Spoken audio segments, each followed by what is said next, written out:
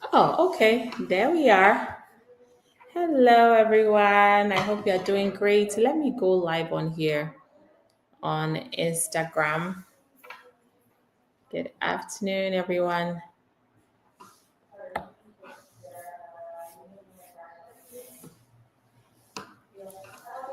What did I do here? Okay. Oh my gosh. All right. Welcome, everybody, to this live video.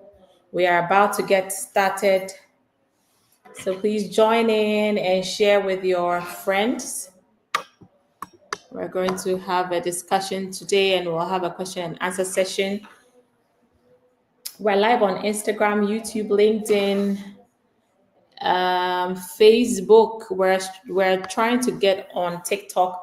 So if you gave us a few minutes, we will soon be live on TikTok as well. Let me see.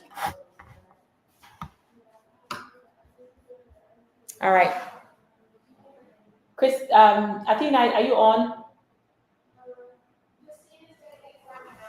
Okay. All right, guys, please give us a couple minutes so that we can get connected on TikTok before we get started. How's everyone doing? Today we're going to be discussing one of the executive orders of President Trump. So please stay tuned and start sharing the live video. If you can hear me or see me, please just drop a comment. You can drop any comment, any emoji, any flag, US flag if you want, that's fine. Otherwise, any other emoji will do. And let me make sure that you guys can see me and hear me okay.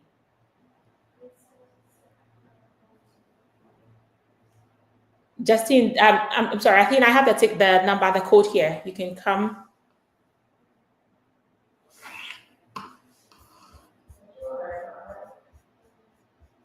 Guys, hold on. Athena, I have the code.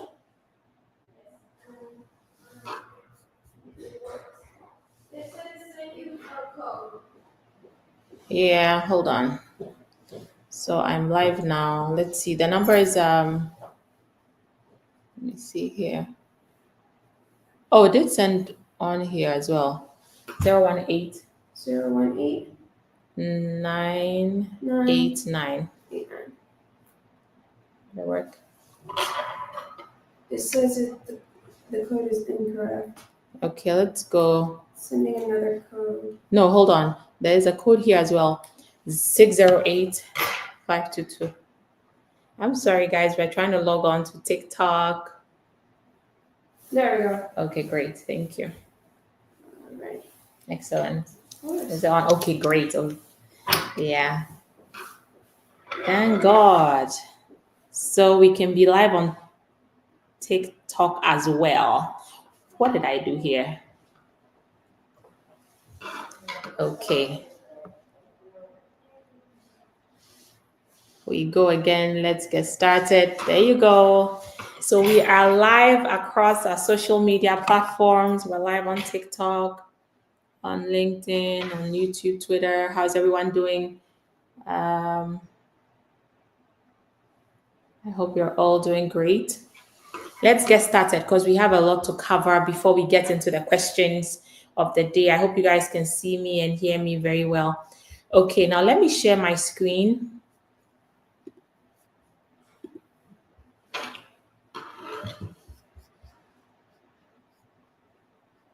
We're going to be discussing the one of the executive orders. Let's see. Can you guys see me and hear me well? Miss Athena, please, can you shut my door? All right. Okay, so let's get into it, everyone. You're welcome to this live video. We are going to be discussing one major executive order that has caused a lot of worry to many people. Okay, let me take this off. And okay, so we're going to be discussing the executive order that is the basis of mass deportations. We'll discuss the executive order extensively. And then when we're done, we can answer questions. I aim to answer at least I aim to answer about 10 questions at least before we go off of here. So you can start dropping your questions, and then your question could be selected so that we can discuss it. Okay, so let's get started now. All right, so the executive order we're discussing today is called the Protecting the American People Against Invasion. And that's Executive Order 14159. So if you're on YouTube, Facebook, LinkedIn, you can see my screen. We have the executive order there where I've highlighted certain relevant portions. Instagram and TikTok don't have that, but if you want to see what's going on the executive order, feel free to join through Facebook, LinkedIn, YouTube. Okay. All right. So this executive order is the one causing the mass deportations, pretty much. Okay. The president wants to protect Americans against invasion. He's saying there's invasion of the country, there's aliens. That's what the Immigration and Nationality Act calls people who are not from the United States, or people who are non-citizens. It calls us aliens. Well, it calls immigrants who are non-citizens aliens. Okay, so it calls immigrants aliens. It's quite a derogatory term because it's just it just really excludes certain people from the realm of human beings. But that's what we are called: aliens, immigrants, pretty much. Okay, so what is the purpose of this executive order protecting the American people against invasion? The president says that over the last 4 years, the prior administration has overseen a flood of illegal immigration into the US. So millions of illegal or undocumented immigrants have crossed, and they've been permitted to settle in American communities. And the president Trump is saying that this is in violation of long-standing federal laws. Okay, this is violating long-standing federal laws, and so there have been a lot of these undocumented immigrants who have been or who have presented significant threats to national security and public safety. They've committed a lot of acts, according to the executive order, heinous acts against innocent Americans, and some are involved in hostile activities, economic espionage, and some other very negative, derogatory things against Americans. Okay, let's move down. Let's move down and let's see what's going on. So that is the purpose of this executive order. And furthermore, the purpose is saying that the government, or the president of the United States, is saying that American people deserve a federal government that will prioritize their interests and understands that they have to prioritize the safety, security, and financial economic well-being of Americans. So this order is going to ensure that the government actually faithfully executes the immigration laws of the United States. Again, this is what every president seeks to do, right? Prioritize their nationals. Okay, so that's the purpose of this executive order. Now, what's the policy? The policy of this executive order is that they want to faithfully execute immigration laws against all, number one, inadmissible immigrants, deportable or removable immigrants, particularly those who threaten the safety or security of the American people. Okay, all right. They want to achieve, enforcement of the laws through lawful incentives and detention capabilities. All right. Now they are going to faithfully, Section 3 of the executive order says that they're going to faithfully execute immigration laws. But it seems like so far, some of these deportations going on have not necessarily faithfully executed US immigration laws, because there have been some laws that have been sidestepped.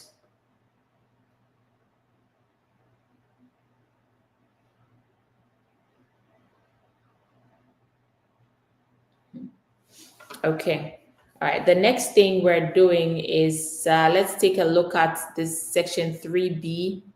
The executive order states that executive departments and agencies, they must take all appropriate action to revoke all memoranda, guidance, or other policies based on some of the executive orders that were instituted by former President Biden. And if you look at one of the executive orders that have been revoked by President Biden, restoring faith in our legal immigration system, it actually talked about allowing more immigrants to become US citizens, allowing them to settle, welcoming immigrants.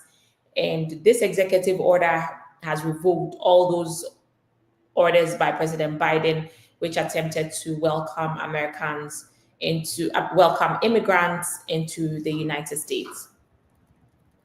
Now let's go to section 4 of the executive order, which talks about civil enforcement priorities. Okay, civil enforcement priorities. The executive order is directing the Secretary of Homeland Security to take all appropriate action to enable the Director of USCIS, CBP, and Director of USCIS to set priorities for their agencies that will protect public safety. So every government that comes has enforcement priorities. President Biden's enforcement priority was people who were a threat to national security, who were criminal threats or a threat to the safety of communities who had criminal records, and third, people who were a threat to border security.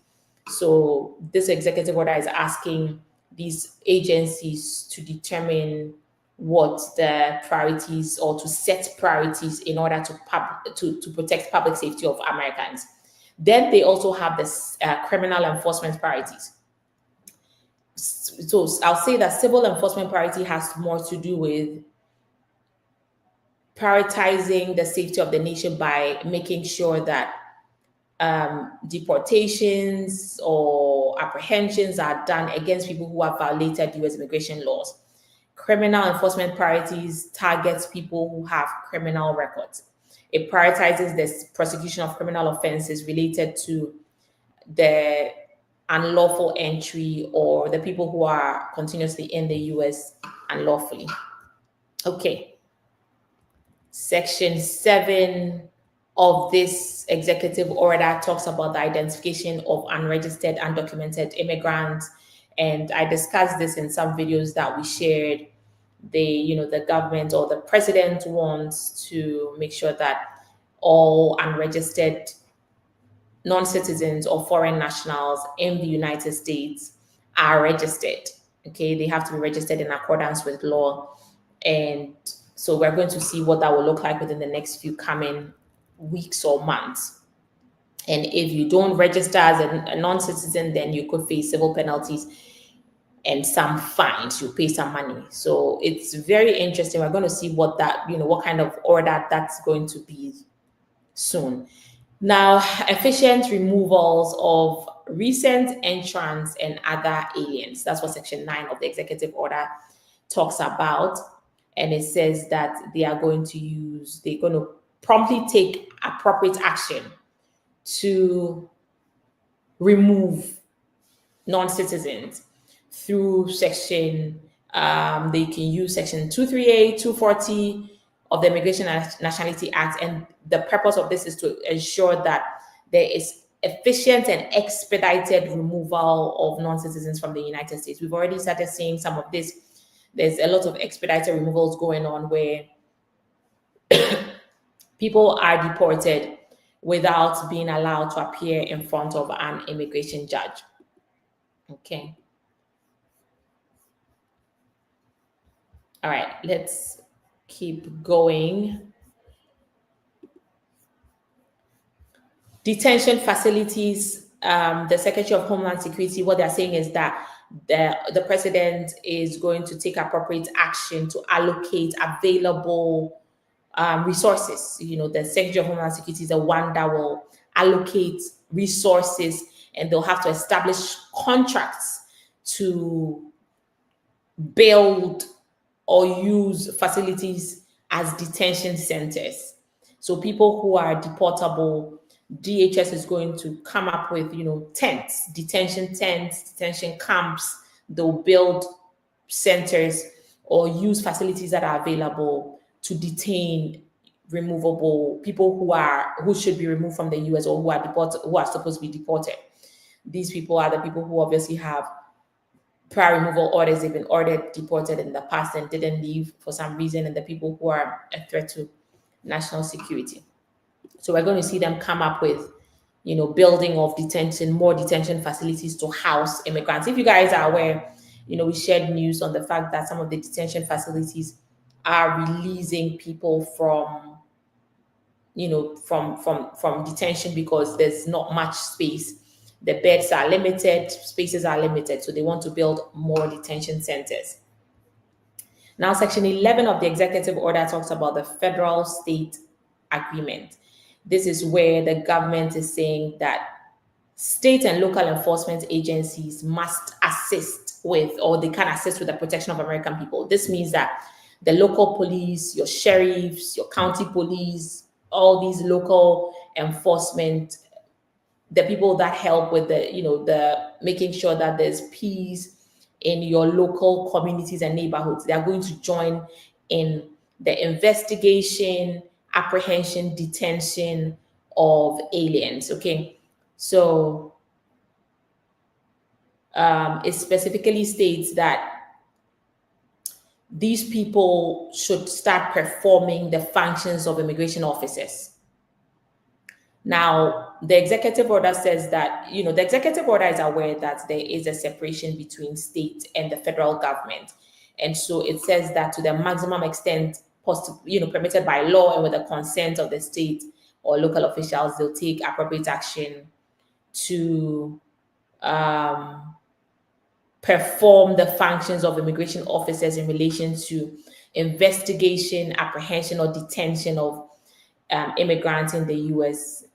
Okay, so that's what you're going to be seeing, a collaboration between the local police and the federal police. And the major problem with this is the mistrust that is likely to breed within our communities, right? Because if an undocumented person has some type of problem, maybe somebody commits a crime against an undocumented person in their neighborhood, there's some robbery, and an undocumented person is a witness to the robbery. Let's say the undocumented person went into 7-Eleven or a gas station to buy some snacks. And when they got there, somebody entered, a robber entered at gunpoint, and then maybe shot the person who was behind the register. And then the robber just fled out of fear, ran out. If there was an undocumented person who was hiding in the aisles and saw everything, what this executive order is going to do is it's likely to prevent that undocumented person from calling the police to get the person who was shot help.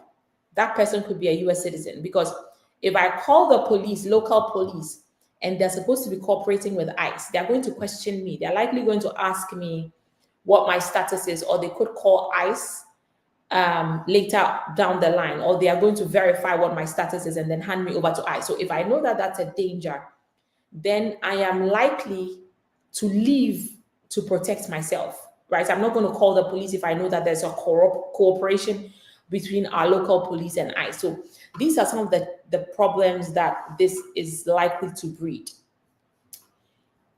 by encouraging the cooperation between local police and ICE.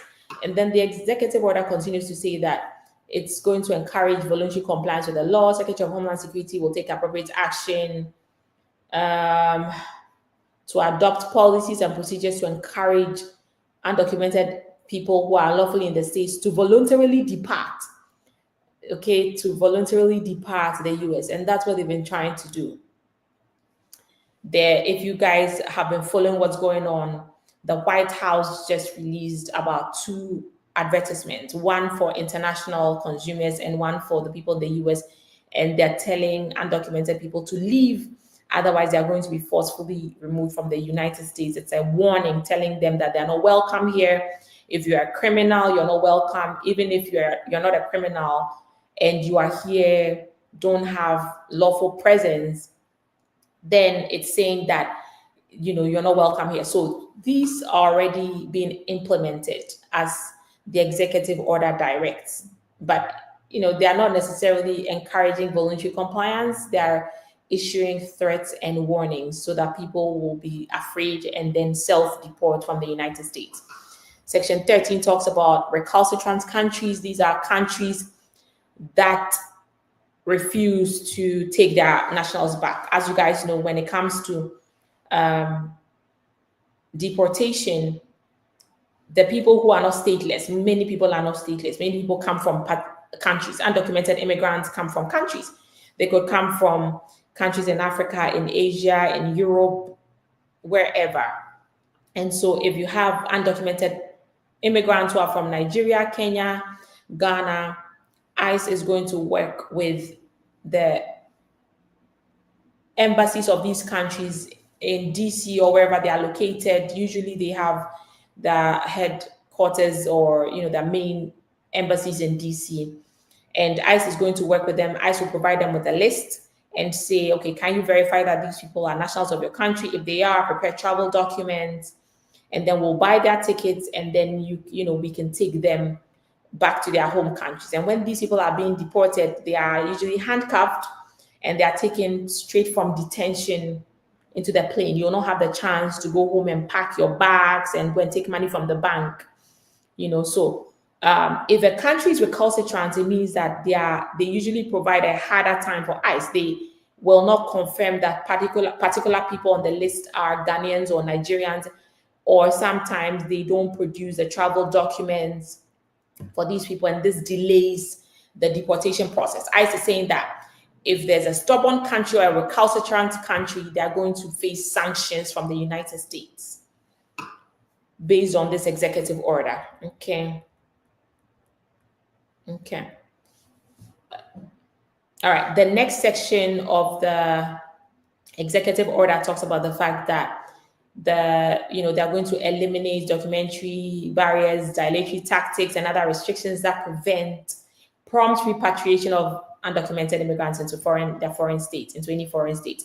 If there's a delay, then there will be sanctions to those countries. That will be meted out to those countries. So they are interested in eliminating all barriers, dilatory tactics. If there's any, you're doing any delay tactics.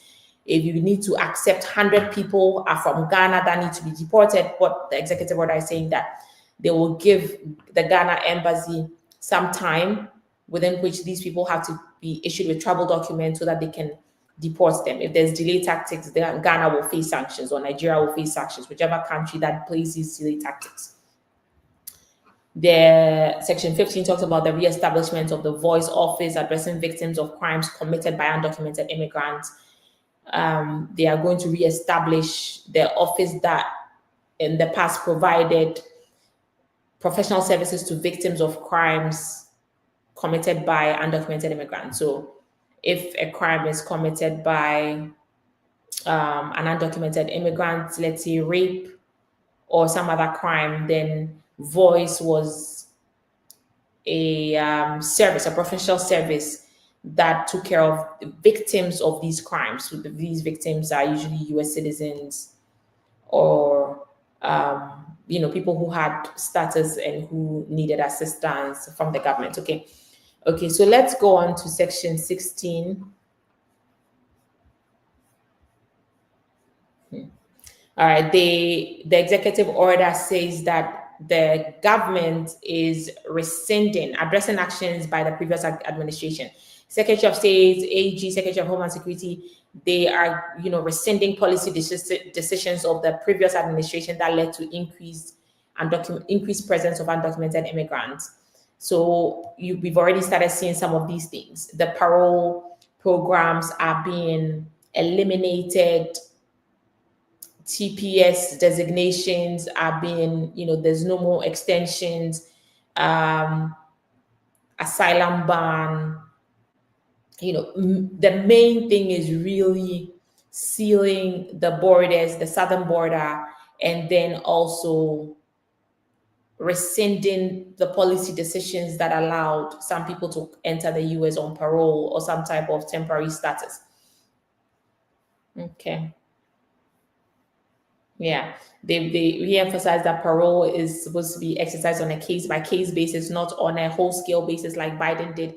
Even with Biden, even though it was granted to countries, the cases were still reviewed on a case by case basis, but it's saying, okay, revoke all these things. And we've started seeing some of these things happening already. Then it goes on to say that designations of TPS should be consistent with provisions of law, meaning they should be temporary. If you saw Christy Holmes, is that her name?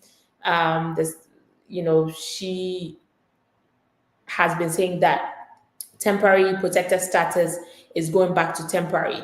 So they are already declining to extend TPS. TPS is for, people who are from countries which have unrest or some, issues that make it unsafe for the nationals to go back to those countries. So the US says, okay, we're giving you safety from deportation, stay here. And then, we give you some 2 years, you can get a work permit, work, rebuild your life, and then you can attempt to get a green card while you're here. Or if you don't have status after the 2 years, we give you TPS. If TPS ends, then you can leave. Okay, many people don't leave after that TPS status ends. Now, Section 16C is stating that the executive order has to ensure that EADs or employment authorizations are provided in a manner consistent with law and not provided to undocumented immigrants in the United States. We already see that there's before former President Biden left office, what he did was to codify the 540 automatic day extension for timely filed EADs, EAD renewals, I believe, and EADs. Now there's a challenge to that final rule. They are challenging the final rule that has been codified, and so we'll wait to see what the policy memo or the guidance will come up on of employment authorizations. Perhaps the government may, or President Trump may say, okay, some people should not be issued with work authorization. He may narrow down the number of people or the categories of people who may be entitled to work authorization. And I'm very interested in finding out what this looks like, because the problem is that undocumented people, many of them are here to really work and earn a living. And sometimes they just fall out of status through no fault of theirs, right? So if they're here and their work, their ability to work is taken away from them, then you can imagine what that's going to do for our, communities and societies.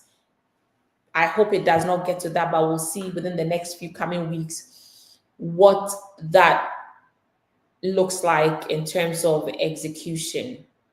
Because the executive order says that, they should not provide employment authorization to undocumented immigrants in the US. So that could cause a lot of people to get involved in things they should not get involved in just to survive. Okay, so Section 17 talks about sanctuary cities or sanctuary jurisdictions.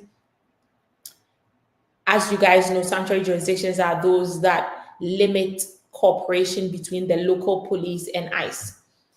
Okay, so if you are in New York, which is a known sanctuary state, and you commit a crime, then New York police will usually not send your name over to ICE if you are undocumented, or share information with ICE and say, come pick this person up. They just do their work as local police, and if they don't have to detain an undocumented immigrant, they don't. Some of the states that are not sanctuary jurisdictions, what they do is they'll cooperate with ICE, and then ICE will pick up the undocumented immigrants and put them in detention.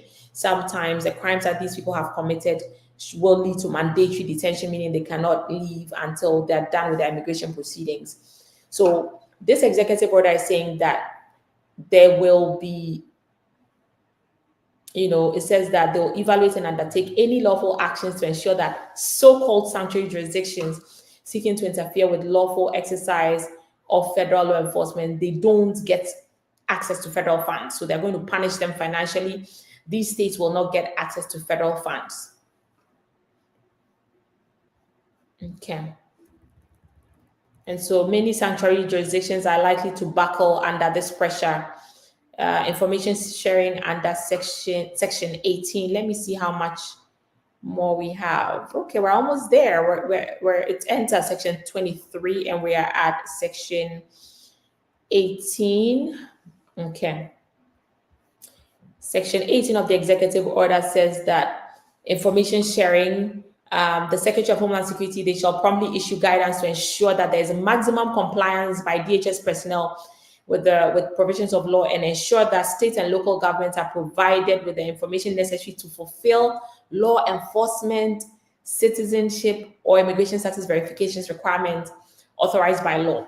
So what this section is saying is that Secretary of Homeland Security or DHS, they have to make sure that the state and local police or government, they have to have access to what they need to be able to easily verify immigration status. So if you're arrested by your local police or you're stopped on the road for maybe overspeeding, there should be some sort of database or some immigration status verification that the local police or local sheriff or whoever can run and determine that, oh, you are here in violation of immigration laws, and then they can tell ICE that, oh, we have somebody for you.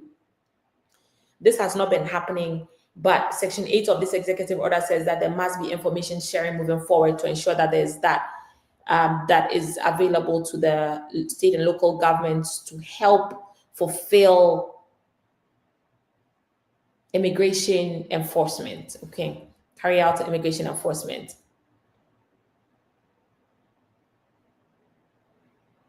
Okay, now funding review, this section 19, it talks about the fact that, you know, they are going to immediately review and audit contracts, grants, or agreements which provides federal funding to non-governmental organizations that support or provide services to undocumented immigrants. And as you guys know, just yesterday, President Trump signed an executive order stating that all federal help that's being given to undocumented immigrants cease immediately. So this executive order is also already happening.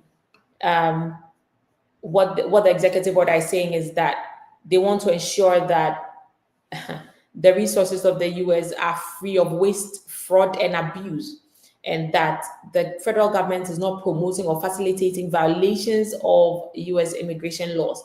Because they're saying, well, if these people are here and they shouldn't be here, and you are giving them help or aid, whether it's in the form of some food assistance, medical assistance, housing assistance, or an unemployment assistance, or whatever, they don't want to be seen to incentivize people who are here undocumented.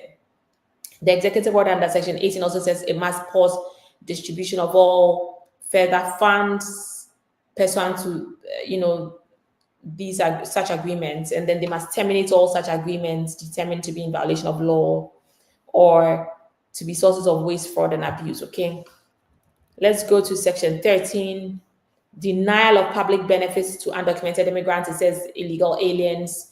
The director of the Office of Management and Budget will take appropriate action to ensure that agencies, they will identify and stop the provision of any public benefits to any undocumented immigrant who's not authorized to receive them under the provisions of law. Okay. And then Section 21, it says they're going to hire more agents and officers. So they're going to hire more officers and agents for USCIS, CBP, so that they'll significantly increase the number of agents and officers available to perform deportation, arrests, interviews, enforcement actions, duties of immigration officers, which include enforcement actions. But what we're seeing is people are rather being fired. So I don't know if the strategy of the government is to first purge the government agencies of all former President Biden's appointees, and then they will reappoint their own people. But they intend to hire more agents and officers who can carry out these enforcement actions. All right, so we are done here with the review of the executive order. Okay, let's go. All right, so we're going to be taking questions now. We'll take some questions from you if you have a question or concern. we will, okay, let's take this off, and then we can start with any questions that we have. Please drop your questions and I will be reading or reviewing them here. Let's see. Okay, so we have a lot of questions. Let me see if I can pick one and then we can go with it. All right.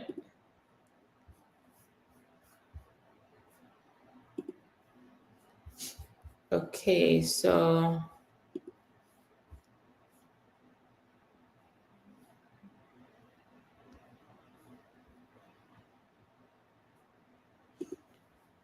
if one Naki Okan says, I think I missed the point. Are you saying they aren't giving out work authorizations anymore? No, I didn't say they're not giving out work authorizations anymore. Let me go back to the executive order so you see exactly what it says. It just says they're going to review who should be entitled to work authorizations. Let me see if I'll find it. It must be in this section. Let's see here. So the government or President Trump just wants them to review who is entitled to work authorization. Currently, if you enter the US and you are undocumented, and let's say you apply for a green card, let's say you came in on a visitor's visa 10 years ago and you've overstayed and you get married to a US citizen and you apply for a green card, usually you will be entitled to apply for work authorization also. If you also have if you have an asylum case pending in court, for example, you can also apply for work permits. Um, a lot of the applications that you submit to the government in order to get an immigration benefit, they allow you to apply for work authorization while you are waiting for your case to be decided. You're waiting for your case to be decided. And the executive order says that they're going to review who gets work permits, and they don't want undocumented immigrants to get work permits. So again, remember the executive order.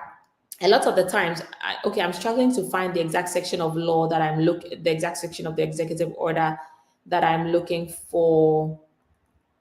But a lot of the times, these executive orders, they will give, the broad policy, and then there will be policy guidance, memoranda that will be implemented or issued later to conform with the executive order or to ensure that the executive order is carried out. Okay, there you go. So it's under section 16 of the executive order. It says that they want to ensure that employment authorization is provided in a manner consistent with law, and that employment authorization is not provided to any unauthorized alien in the United States. So nothing has been implemented yet, but we are waiting to see how this is going to be implemented very soon. Okay, I'm going to take another question. Let's see here. Let me see if I can share my screen here. Okay.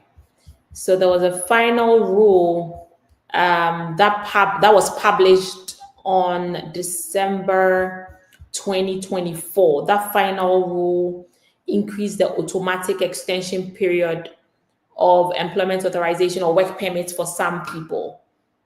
So the rule was, it was codified in law to permanently increase the automatic extension period for people who had their work authorization expiring.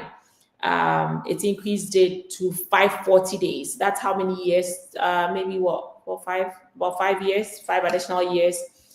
And this increase was available to, or is available to, some renewal applicants. If you timely file, so if before your work authorization expires, you file a timely renewal of your work authorization, then you'll be issued with a 540-day extension. And this was supposed to help bridge the gap between, or just help cure gaps in employment, right? Because some people would be laid off if they didn't have valid authorization. And the USCIS was so backlogged that they wanted some time to be able to process the cases. So if you filed a timely renewal of your work permits, then they'll send you a receipt notice that would extend automatically your work permits for an additional 540 days.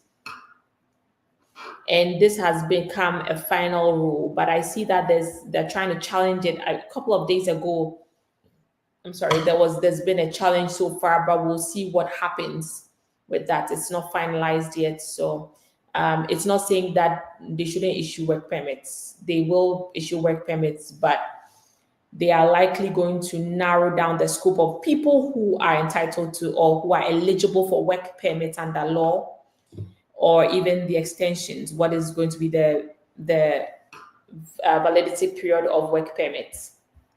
Okay. Now let me see if there's another question. Okay, Steve Kenfax says, how can I get you for counseling? Okay, yes, you can contact us for consultation. It's right there on your screen. That's how to contact us, or Google AK Poku Law and you'll find us. Let me see if we have more questions here.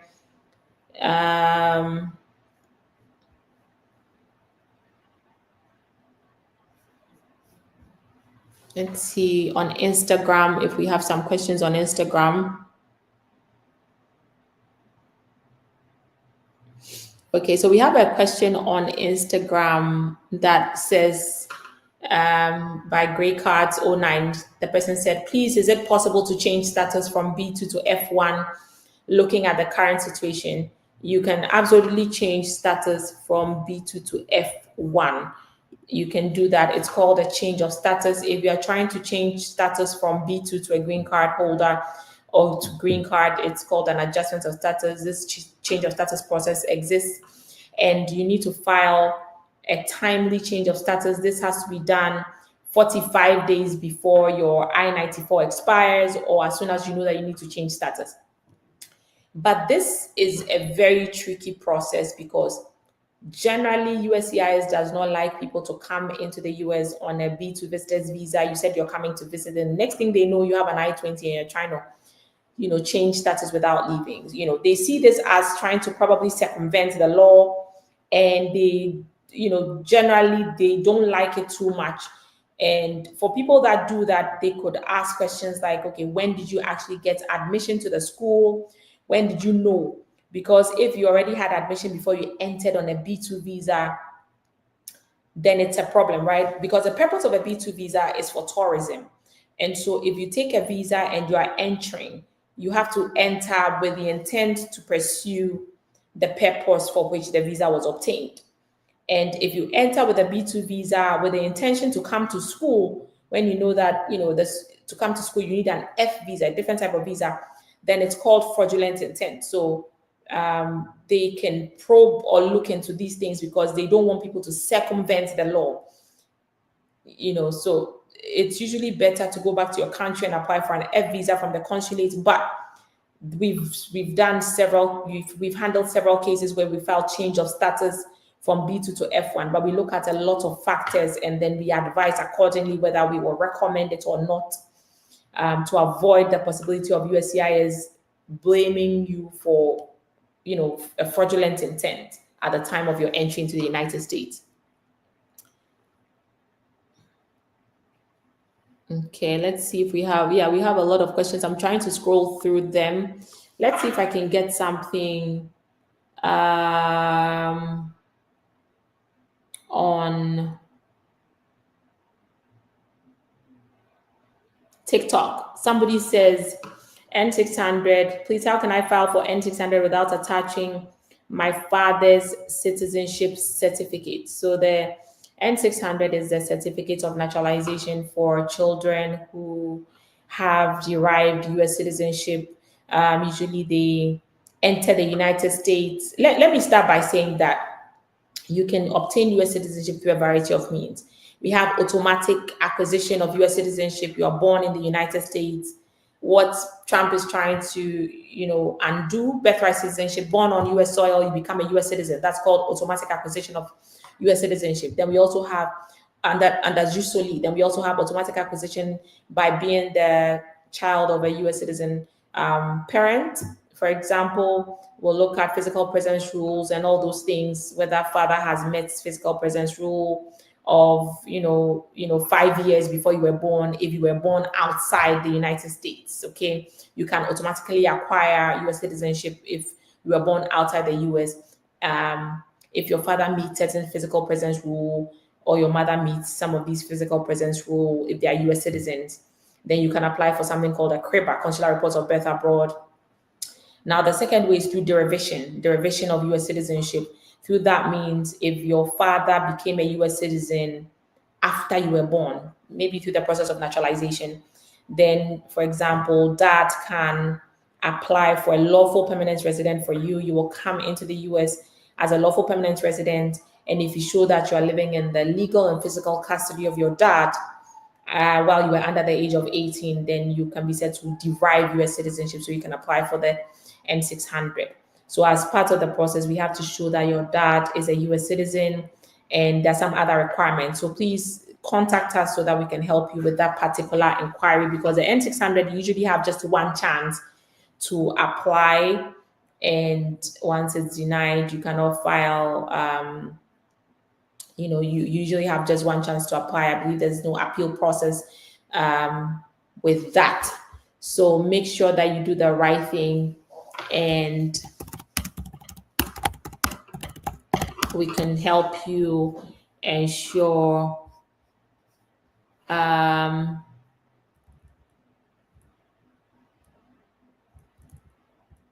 let me just, okay, we're going to look at another question. Let's see here. I'm trying to find this.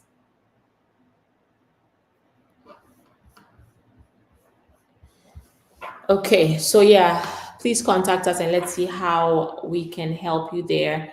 Let's see if we have another question.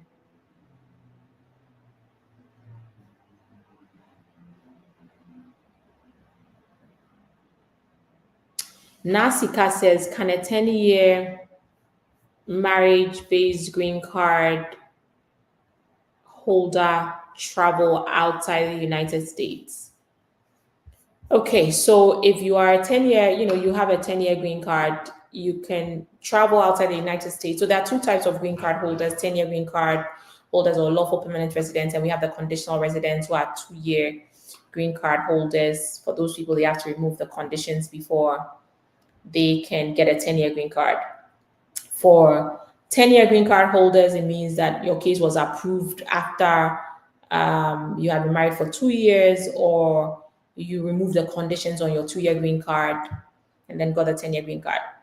A green card allows you to work and travel internationally, work in the United States, travel internationally as well.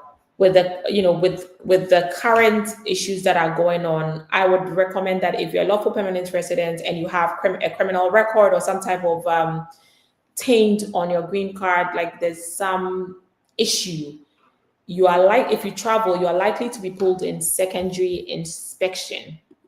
Okay, you are likely to be put in secondary inspection if you have a criminal record or some type of issue with your green card. So I don't recommend that you travel if you have some issue with your green card. Now, if you travel also on a green card, you should make sure that you don't stay outside for more than 180 days. Because if you do stay outside for more than 180 days, when you're coming back in, you will be a candidate for admission. The government, you're seeking admission, just like somebody who's coming on a B2 visa. But if you're coming in and it's less than 180 days, then you will not be seeking admission. You'll be admitted. Because if you're coming in as a lawful permanent resident and you've stayed out for more than 180 days, then it's presumed that, or there's a rebuttable presumption that, you've broken your residency, or you're trying to abandon your residency.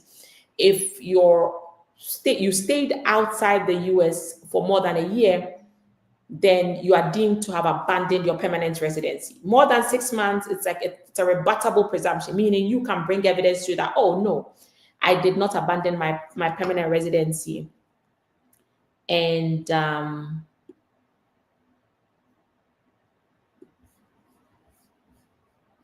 you know, yeah.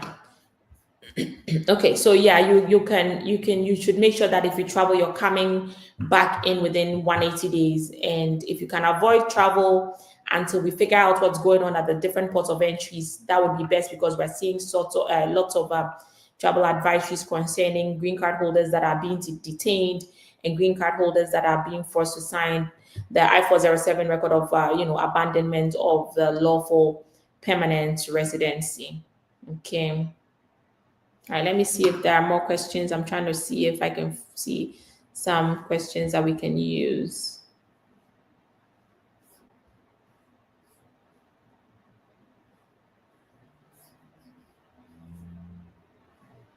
Okay. Yeah, I think I found what I was looking for. With the N600, if your N600 case is denied under Section INA Section 320, and you fail to submit a timely appeal of the decision, then USCIS will reject any other application for a certificate of citizenship. And they'll say that you should rather submit a motion to reopen or reconsider. So, the chances there are usually very limited. So you make sure you submit a very good case for the N600. That's what I was looking for. Also, let me see if I can find some more questions on some of these other platforms. Let's see.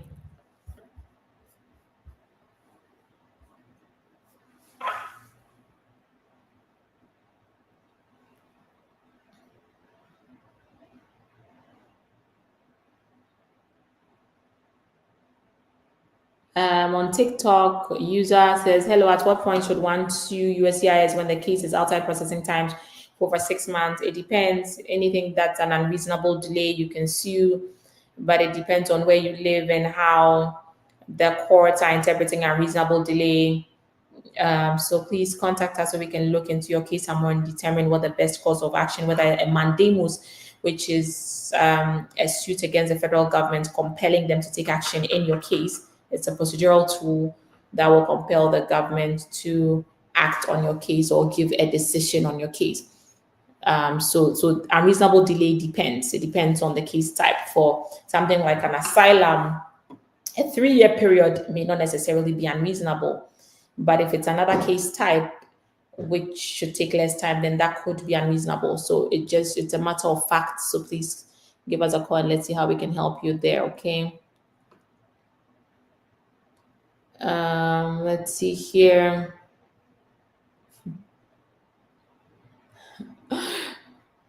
Miss Kabuki also on Instagram says Trump promised to give all international students green cards after graduation. Have you heard anything on that, please? Okay, so I mean, listen, politicians will always be politicians. He made one promise. We remain to see, we are waiting to see whether he can faithfully execute that promise.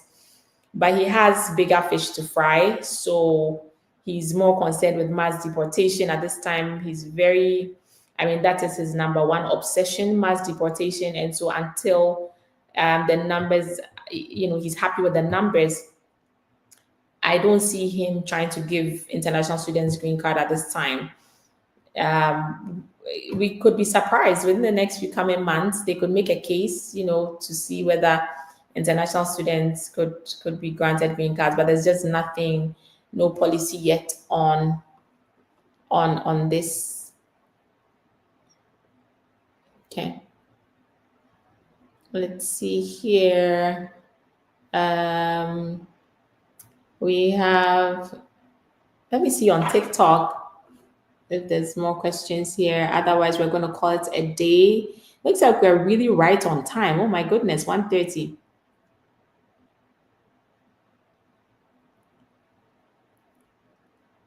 Okay, somebody says Car Kits Africa. Car Kit Africa. She said how many change of status applications can be filed by an individual. The law doesn't tell us that there's a limit to this, but you don't want to be known as a notorious change of status person, right? Like just be changing status. Um, in order for you to successfully change your status, you must be in status to change status. Okay, so let's say you came in on a B2 visa, you have an I-94.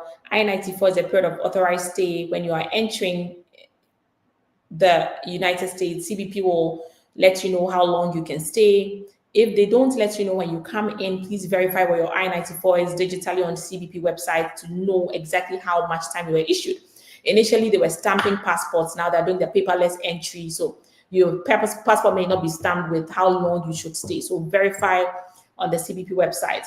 Okay, now once you come in, let's say you've been given 6 months, and in your third month, you apply to a school in, let's say, Cornell or Harvard or Georgetown, and Georgetown accepts you. You have an I-20. You can apply for a change of status before your period of authorized stay 6 months is over.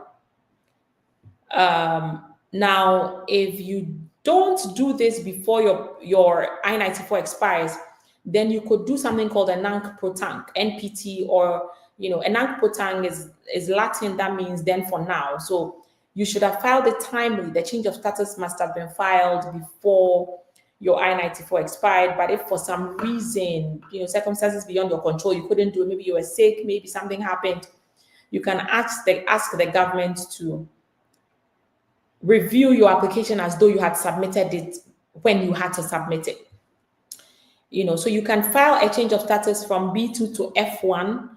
And then while you're still in school, you can file from F1 to H1B if you get an employer that wants you to work for them. And while you're doing H1B, you can file another change of status to F1, and you can file a change of status to another non-immigrant. So the law doesn't tell us there's a limit per se, but if you do have a particular question or situation, give us a call and let's see what we can do in that situation as well. Okay.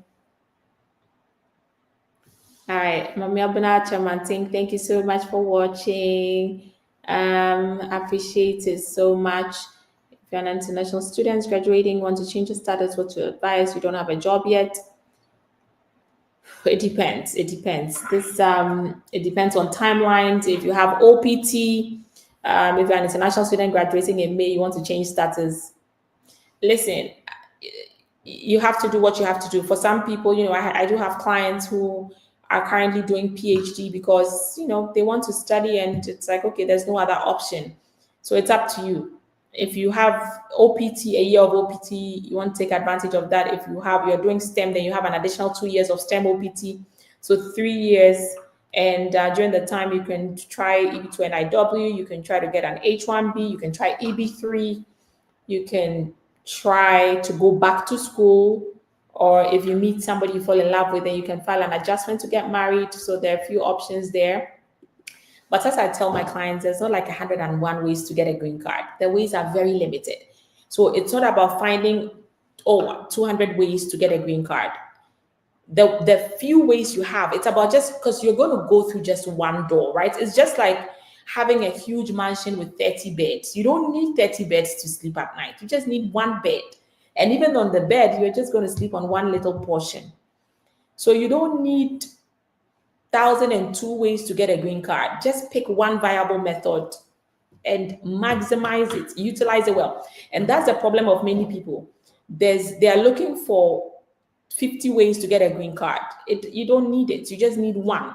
If you have that one and you understand what you're doing and how you are doing it, that's all. You do it well, you do it good, you are good to go. Okay, so don't worry about several, like trying to get so many methods of regularizing your status. Find one route and then go through it. Obviously, if you have two two ways to regularize. That's great. Some of our clients, they could have, one spouse is on H1B, another, has an approved EB2, and they're in F status. The H1B employer says they'll file at the end of the third year. EB2, it's approved. They're waiting for priority days to become current, and they apply for a green card. So, wife gets a green card on his own merit, husband gets a green card. That's great, right? You can always have a backup plan, but you only just need one route that works. Okay. Abuna Baby says that can a child get a green card if she has overstayed her visitor's visa when one of her parents is a US citizen? Okay, absolutely, absolutely. So let me explain by saying that there are some people who are called immediate relatives. Okay, immediate relatives are people, no matter how long you've overstayed, the law forgives your overstay. So if you are an immediate relative, you are the spouse of a US citizen, you are the parent of a US citizen, or you are the minor child of a US citizen, for those people, overstays are generally forgiven. So it doesn't matter if you've overstayed for 20 years, 100 years.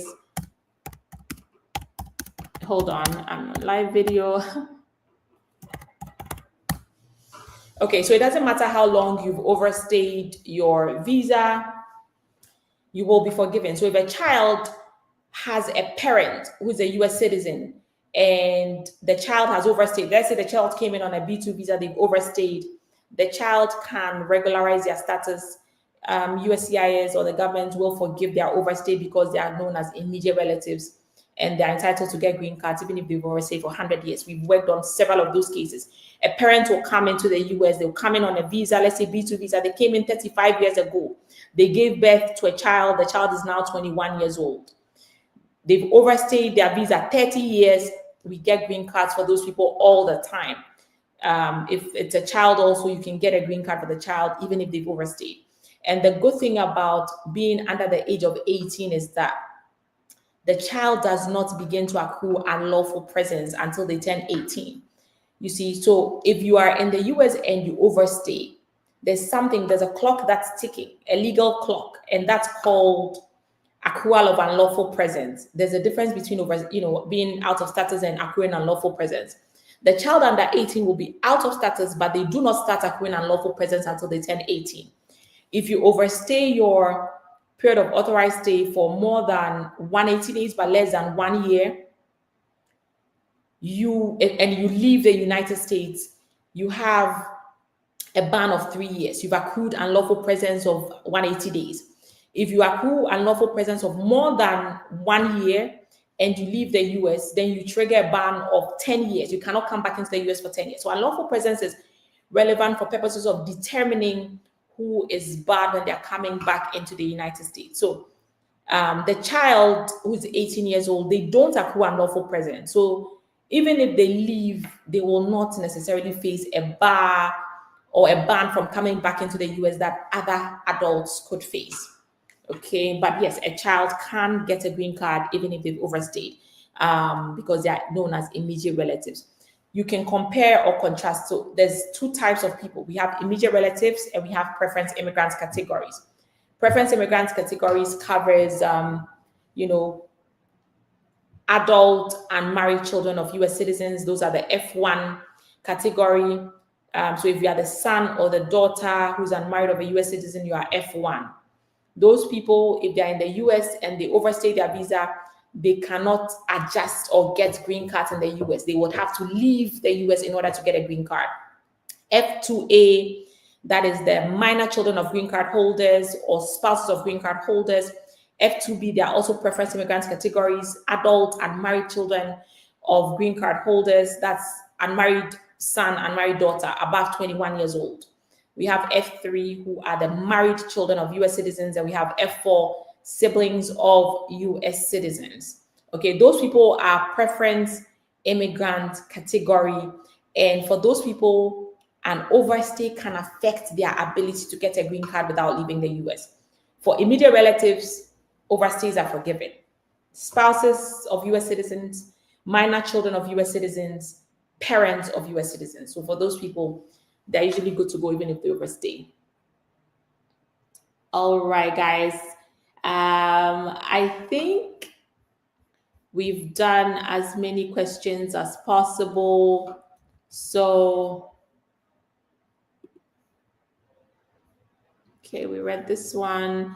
I thank you all for joining us, guys. If you are here, please don't forget to follow our pages across social media, aka Poku Law. If you're on Facebook, drop us reviews on our Facebook pages. If we've ever impacted your life and somehow, we have a lot of scammers and spammers leaving forex trading reviews on our Facebook pages. So please counter that. Go drop us. If you've learned anything or been informed or you've benefited in any way, or we've made your day better in any way possible, we would appreciate that. Guys, hopefully this is the first time I'm actually coming live this new year.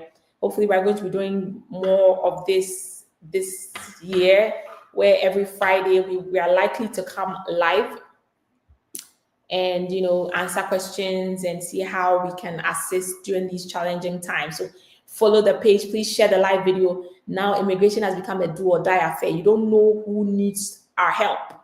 So please share our video, and then your family member can benefit. Okay, so somebody says, do you advise someone transferring his case to different country for interview? Oh yes, we absolutely advise with that. It depends. Is it a non-immigrant visa case? Is it an immigrant visa case? Is it a diversity visa lottery case? Or if what type of case? Each one has its own requirements, and we need to review it to give you the right advice. We're currently handling a lot of cases for immigrant visa appointments where people transferred their cases and they were subjected to 221G processing and fraud issues because they've realized that people are trying to circumvent lengthy wait times. Foreign Affairs manuals, which is the Foreign Affairs Manual, the single authoritative law that guides visa officers about how they have to adjudicate visa cases. You are not allowed to just transfer cases to circumvent lengthy wait time. So if you do this, some of the consulates are complaining that Ghanaians are trying to transfer their cases and they're giving a hard time. So it depends on what your justification is. We'll review that and give you advice based on current happenings on the ground according to our cases, because we're helping a lot of people in such situations. So contact us and we'll see how best we can assist you, okay? All right. Well, thank you guys again for joining us, and don't forget to follow our pages, AK Pokulo. We're across, we're on all social media platforms. Now, because of mass deportation, people don't want to tell anybody their immigration status. You'll be walking around thinking this person is a US citizen, but they're not a US citizen. They're struggling. They need help. They need guidance or direction on who to go to. Because now some of the states are proposing bills, immigration bills. That, okay, if you report an undocumented immigrant, you can get $1,000 as payment. It's not yet law. It's not yet law, but these are some of the proposals that they are making. And so I'm trying to verify on, TikTok is just impossible. Okay. Yeah, it's not yet law, but there could be a law on that soon. So you don't want to tell your immigration status to anybody. It's the more reason why you have to share our information, because people may be looking for us. Okay. So share our information. I remember a schoolmate of mine, their sibling, I don't want to give too many details, but their sibling was looking for help in immigration. And he had applied for a preference immigrant category case. So he had come into the US on an F1 visa. His CVS record was terminated. He was out of status as F1, and he didn't know his priority dates became current and applied for adjustment of status. But he had unlawful presence, and so he could not adjust. And one of a very good, a close family member died. They applied for a travel document based on the green card that they had wrongfully filed. And unfortunately, the case was denied, and he couldn't pay his last respects to his mom who had died. And it's unfortunate because this was an old classmate of mine, and the guy only contacted me after the fact because he didn't even know that this was something I was doing, and I was able to help him to some extent, and we're currently working on the case. And I thought to myself, if this schoolmate of mine had shared this video, her brother could have, or her sister could have seen this and sought the right help when they needed it. Later, it impacted her. So the information we're sharing is highly valuable. You might not see how valuable it is, but there are people there that might pick a line or two and that could change their lives, or their immigration trajectory in the United States. So please don't underestimate what we're doing. It's impacting daily life. So share the video across your social medias and with people that may need help, because this is a very crucial time for a lot of immigrants in the US. Thank you all for joining. I'm so excited again to be back, but yes, we have to call it a day.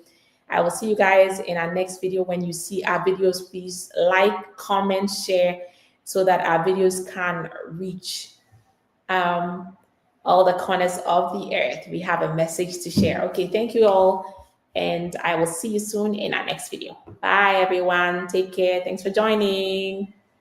Bye, TikTok.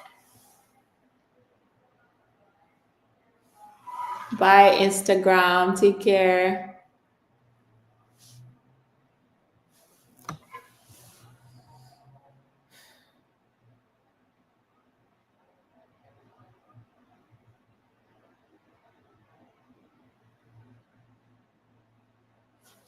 Oh, it looks like this didn't end. Facebook didn't end. Let's end it here.